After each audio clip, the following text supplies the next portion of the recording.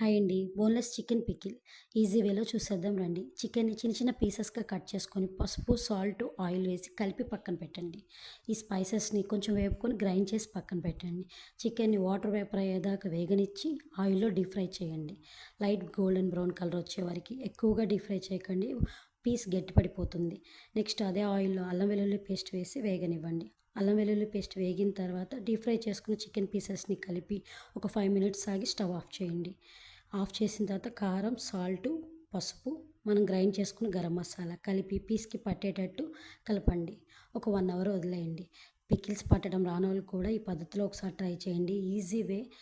10 days అయినా నిలువ ఉంటుందండి. ఇన్‌స్టంట్‌గా కర్రీ చేసుకోలేనప్పుడు అప్పటికప్పుడు ఒక ముద్ద దీంతో తిన్న చాలా టేస్ట్ బావుంటుంది.